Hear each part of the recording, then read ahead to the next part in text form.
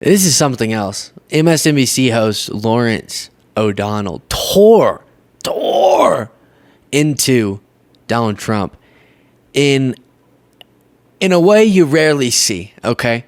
And to supporters of his.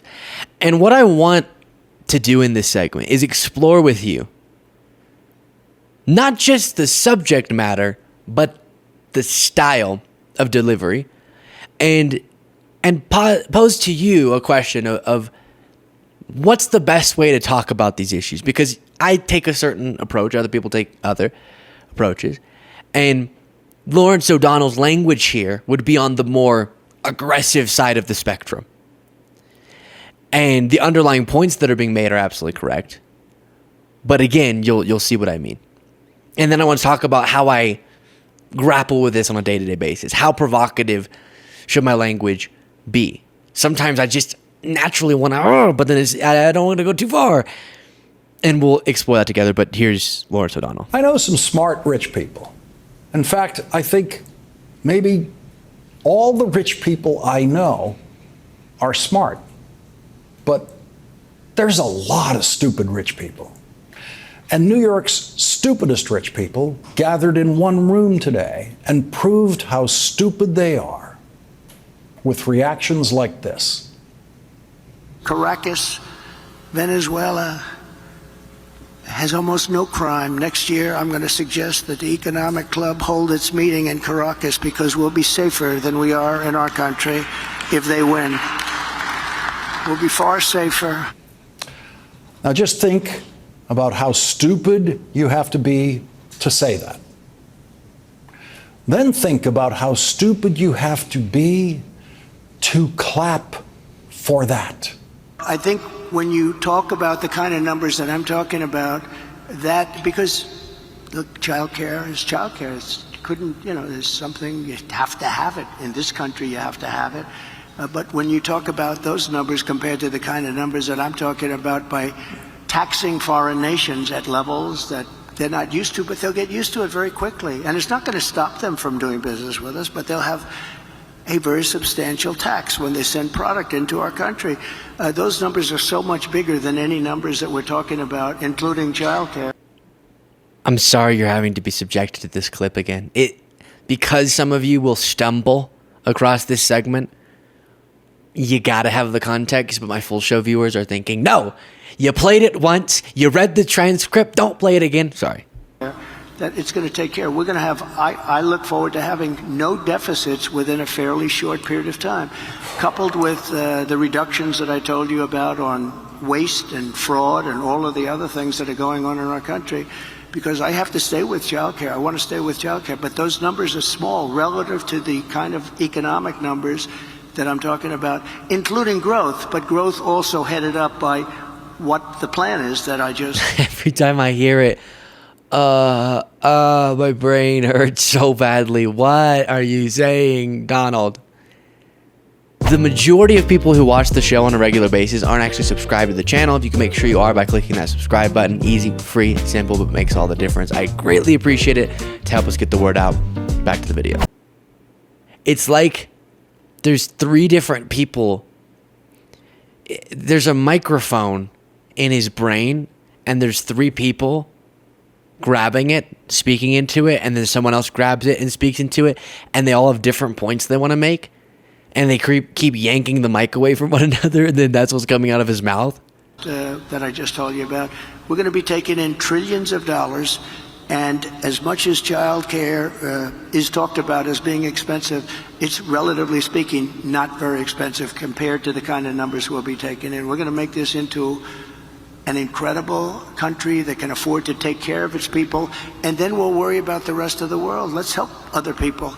But we're going to take care of our country first. This is about America first. It's about make America great again. We have to do it because right now we're a failing nation.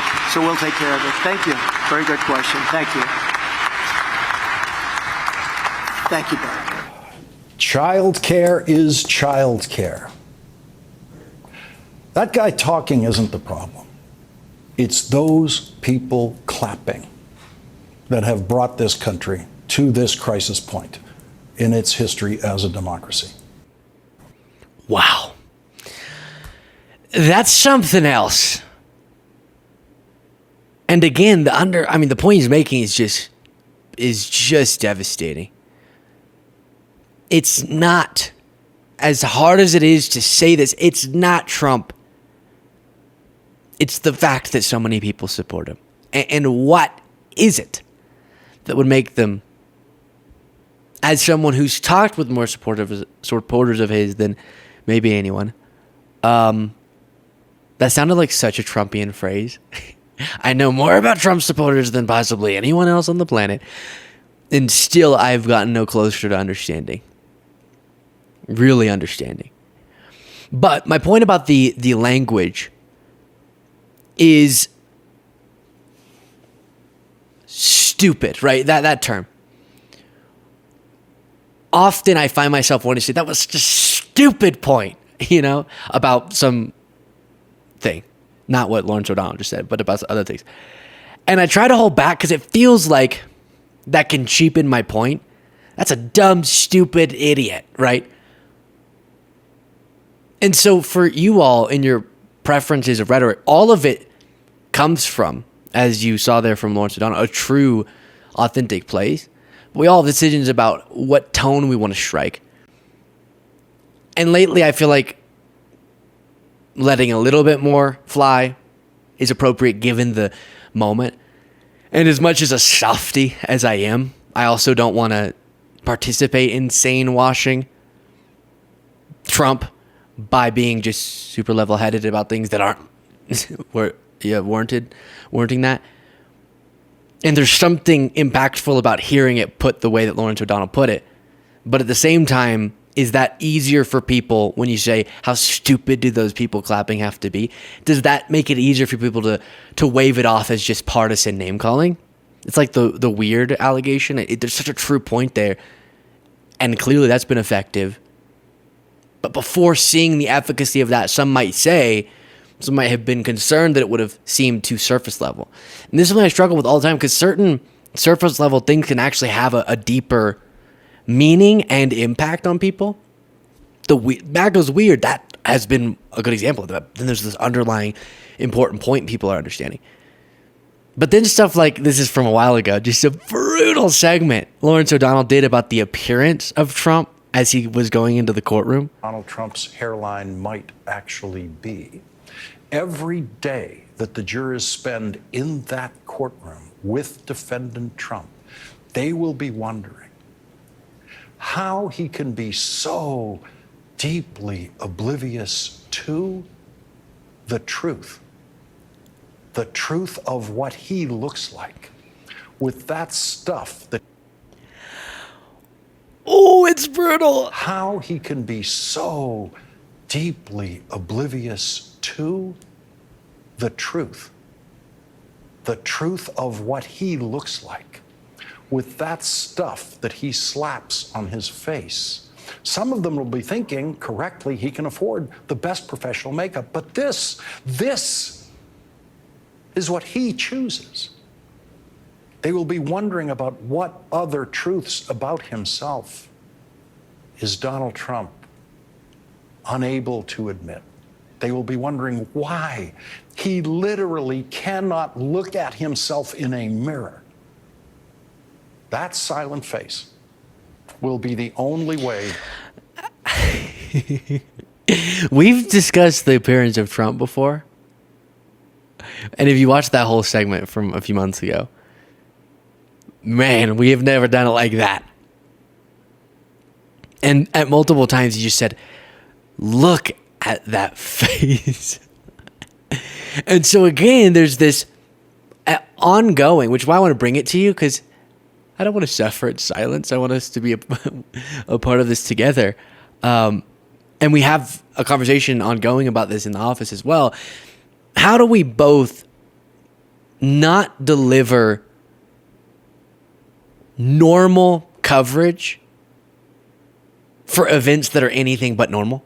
How do I make sure I'm not coming to you just because this is what I've practiced doing and speaking in a way that is far too chill and calm about things that are anything but chill and calm? How do I make sure people are paying attention to how crazy some of these things are without coming off like a hyperbolic lib that independents would never take seriously, right? That's the ongoing debate. Because I want to make sure all of us are talking about these issues properly, both not allowing for these weird false equivalencies and the double standards that are present in a lot of mainstream media coverage of day-to-day political events. And that's something that independent media has prided itself in doing better, not just trying to do the bending over backwards no matter the facts to show just how nonpartisan one is, actually trying to deliver facts. But independent media is also very subject to audience capture, subject to algorithms promoting provocation. How do we not lean too much into that? So you can sort of give me your thoughts in the comments or write into the show about how I currently do it, about how other pundits you like do it, and we should always check ourselves on that. And where do you think Lawrence O'Donnell stands? Because sometimes it's so refreshing to hear just... But then sometimes I worry, does that play into the cheapening of these discussions? I don't know. You tell me. Let me know what you thought of that in the comments. You can support the show by clicking the join button below.